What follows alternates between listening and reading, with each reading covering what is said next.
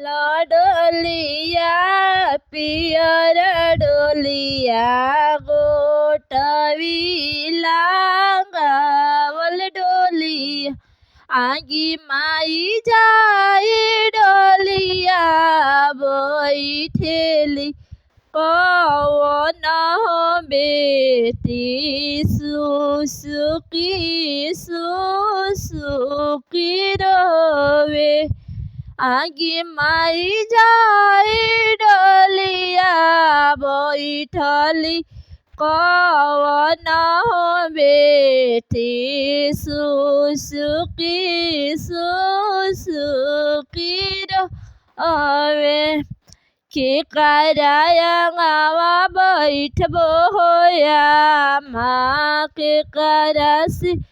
हम बोलबो हम आहो यामा की करासी दिल के बतिया कहबोया माँ के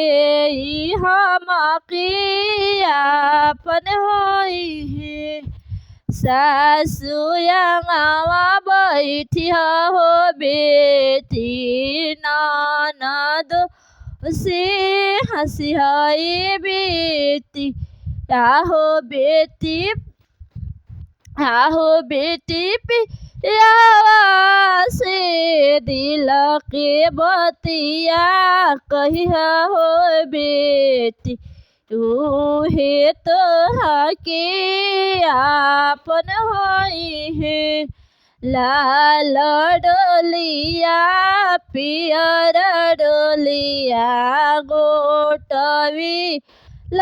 लगावल डोलिया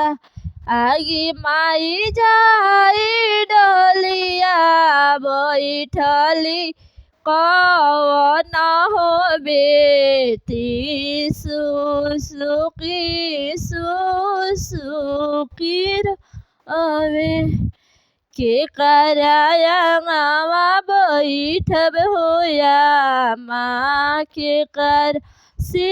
हम बोलबे आहो या माँ के करा से दिल के बतिया कहबोया माँ के हम के आपन होई है सासु से हंसिया हो बेटी ननद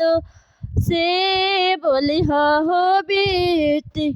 आहो बेटी दिल के बतिया